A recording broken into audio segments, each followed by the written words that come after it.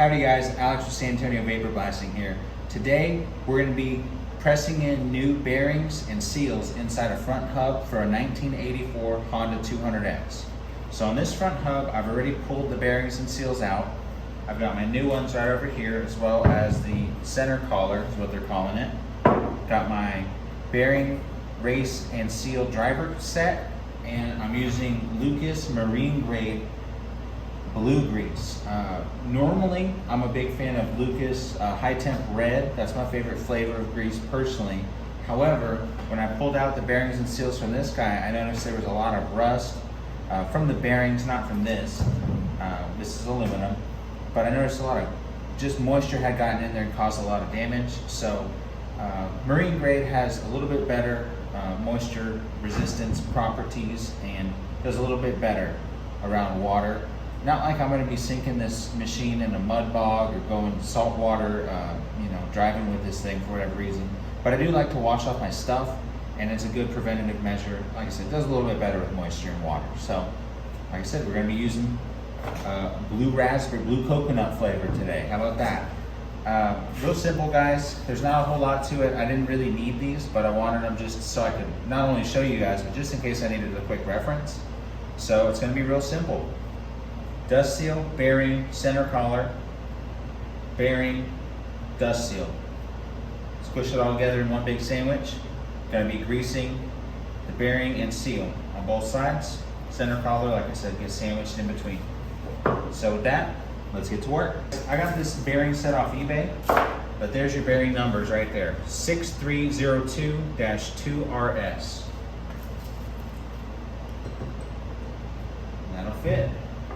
And the seals, numbers that I have on them are CHO 01300 234271. So I don't know if any of those are legit. They sell these kits pretty much everywhere you can find. I think Tusk makes some. I think All Balls makes some. I just went with a cheap eBay kit because these guys are not going to be high-speed bearings by any means. This is not going to be a super fast machine, so you don't really need the highest quality stuff. It is better to have good quality stuff, but at the same time, this is not like a high-speed precision machine bearing. I use those for work, and some of those bearings can be $50+ a piece all day long. I've bought $200+ bearings, that are that size, and you're like, man, why are they so expensive? Well, because they run at thousands of RPM. This motorcycle won't go over, I would say it won't go over 50. So that being said, it doesn't, when you're talking in terms of RPMs, it's not going to be that high to demand a precision bearing. Usually those are encapsulated with high temp grease, that kind of stuff. So like I said, you don't have to spend a whole lot.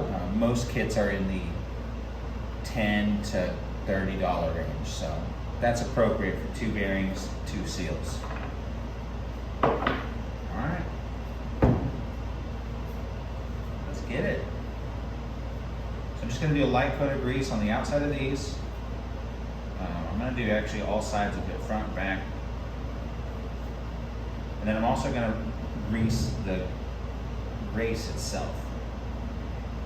I said just a light coat, I'm not going to go too heavy here.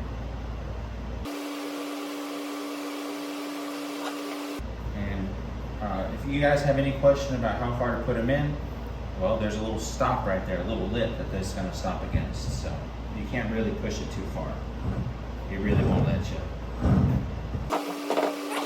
See which one is most appropriate, so it hits on the outside of it as opposed to something that's going to hit, I don't know if you can see that, but that's going to hit directly on the ball bearings themselves. This one will catch the edges of the race better, so it won't potentially damage the bearing as much.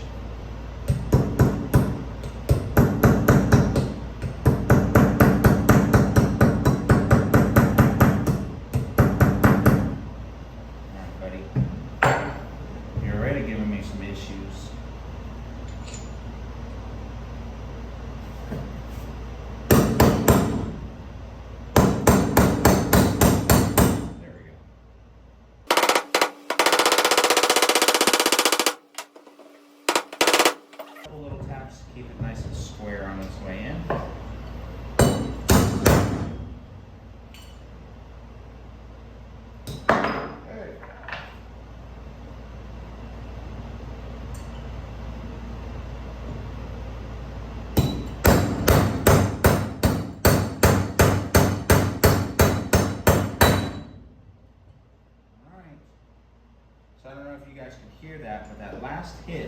had a very distinctive ping, which means it's bottoming out. So you don't want to keep banging on it after that.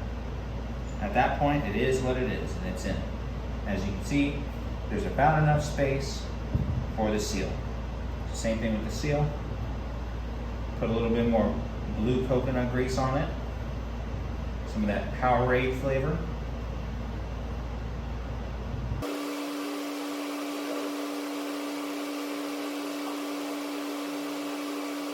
All right, and there's two sides to these.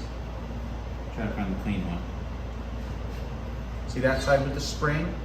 That goes to the inside, and that side without the spring goes to the outside.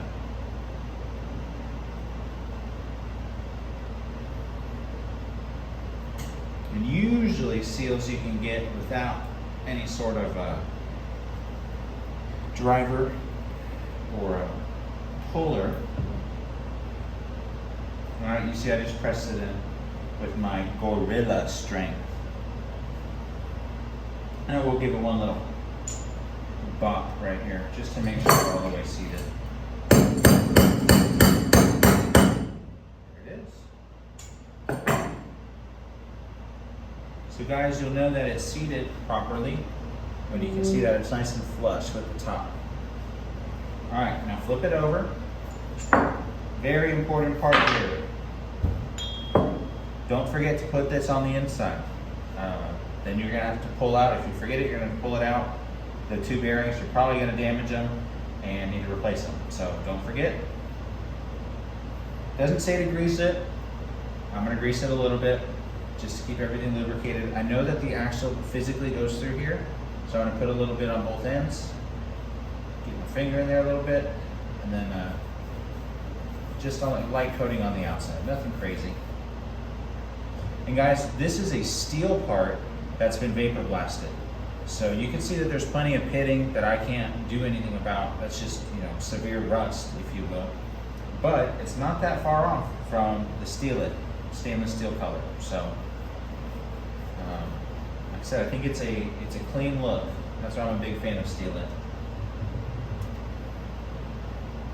Alrighty, Spidey. See you later. All right, now the next bearing. Grease it up. Drop it in.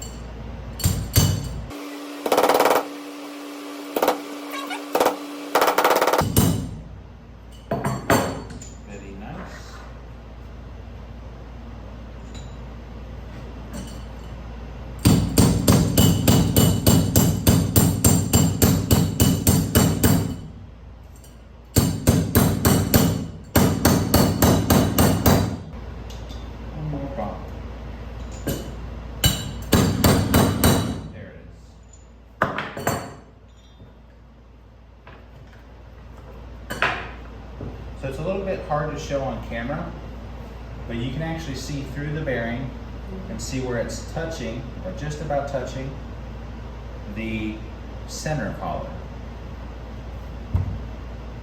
So now I've got my final seal.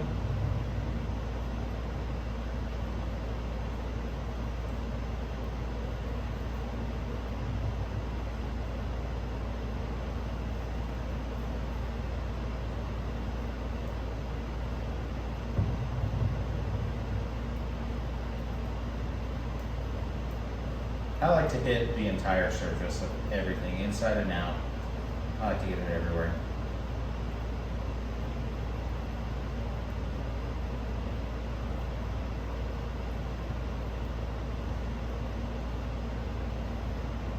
Same thing. I think I might be able to get it in my hand.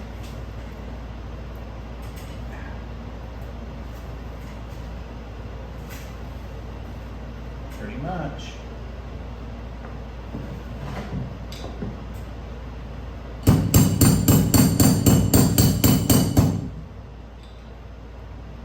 There you have it, boys and girls.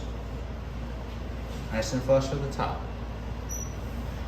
So guys and girls, that's how to rebuild a front hub for a 1984 Honda 200X.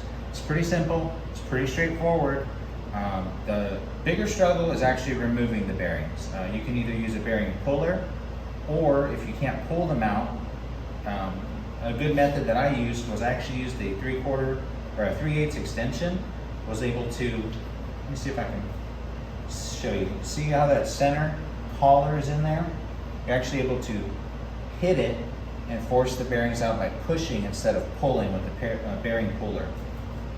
So ideally a bearing puller is better because you're not going to damage anything except the bearing itself, which you're going to replace. But that's the creative way that I've been, I don't want to say forced to use, but I've had to use, because a lot of times these guys are really stuck in there. So good penetrating oil, soak it. Some people recommend heat. I kind of don't like hitting stuff with a lot of heat.